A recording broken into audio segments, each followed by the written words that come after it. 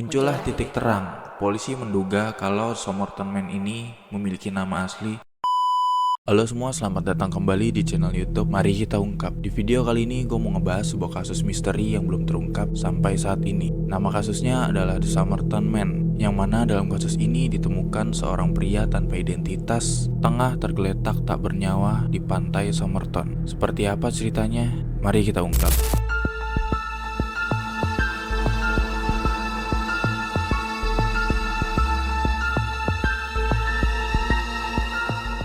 Jadi pada 1 Desember 1948 ditemukan seorang pria tak bernyawa tengah tergeletak di pantai Somerton, Australia. Pria ini mengenakan pakaian yang rapi seperti jas, kemeja, sampai sepatu yang baru saja dipoles. Saat itu kepolisian menggeledah pakaian dari pria ini. Di sini polisi menemukan beberapa barang seperti tiket, sebungkus rokok, sisir, hingga permen. Yang anehnya adalah polisi tidak menemukan ID card ataupun dokumen identitas lainnya. Dan pada saat otopsi tidak ditemukan cairan racun ataupun luka pada pria ini. Jadi pada saat itu polisi mengira kalau pria ini mati karena serangan jantung. Lalu polisi nyebarlah foto pria ini ke berbagai media dan berharap kalau ada warga yang mengenali pria ini. Dan hasilnya adalah tidak seorang pun mengenali pria ini. 5 bulan setelahnya, ada seorang investigator yang ingin melakukan investigasi ulang terhadap pakaian Somerton Man ini. Dan di sini ia menemukan secari kertas yang bertuliskan Tamam Shoot. Kertas ini ditemukan di kantong celana bagian dalam yang sudah terjahit rapi. Kemudian si investigator membawa secari kertas ini ke sebuah perpustakaan. Lalu ia mendapatkan jawaban kalau tulisan Tamam Shoot ini memiliki arti the end atau selesai dalam bahasa Persia. Kalimat ini juga berasal dari sebuah buku yang berjudul Rubaiyah of Omar Khayyam, sebuah buku puisi yang ditulis oleh Omar Khayyam. Nah, 2 bulan kemudian ada seorang pria yang datang ke kantor polisi. Dia mengaku kalau menemukan sebuah buku Rubaiyah di jok belakang mobilnya saat ia sedang parkir di pantai Somerton. Dan pas buku ini dicek belakangnya, bener aja nih, pas dengan kertas yang ditemukan di kantong Somerton Man ini. Di belakang buku ini terdapat juga tulisan pensil dengan huruf acak. Polisi percaya kalau huruf acak ini memiliki arti dari sebuah kode misteri atas kematian Somerton Man. Di buku ini juga terdapat sebuah nomor telepon yang setelah ditelusuri nomor telepon ini milik seorang wanita yang bernama Jo Thompson. Nah, rumah Jo Thompson ini juga terletak beberapa ratus meter saja dari ditemukannya The Somerton Man ini. Akhirnya polisi datanglah ke rumah Jo Thompson untuk menginvestigasi lebih lanjut. Nah, di sana Jo Thompson ditanya-tanya mengenai The Somerton Man ini, tetapi Jo Thompson menjawab kalau dia tidak mengenal pria tersebut. Tapi dia bilang kalau dia punya buku Rubaiyah yang dia udah kasih ke seorang pria yang bernama Alfred Boxall. Muncullah titik terang. Polisi menduga kalau Somerton Man ini memiliki nama asli Alfred Boxall. Namun lagi-lagi dugaan ini pun salah. Orang yang bernama Alfred Boxall ternyata masih hidup dan dia juga masih menyimpan buku Rubaiyah pemberian Jo Thompson. Nah, sebelumnya untuk keperluan investigasi, polisi tuh sempat bikin replika dari wajah Somerton Man ini menggunakan gipsum, dan replika ini dibawalah ke rumah Jo Thompson untuk penyelidikan lebih lanjut. Dan ketika replika ini diperlihatkan ke Jo Thompson, di situ Jo malah ketakutan bahkan ingin pingsan. Tetapi tetap saja Jo bersikeras kalau dia tidak mengenal pria ini. Akhirnya karena tidak menemui titik terang, pelan-pelan polisi mulai move on dari kasus ini. Jasad dari Somerton Man ini telah dikuburkan. Di batu nisannya juga dituliskan sebuah kalimat, "Disinilah pria tanpa nama yang ditemukan tergeletak di pantai Somerton 1 Desember 1948. Dan sampai saat ini kasus The Somerton Man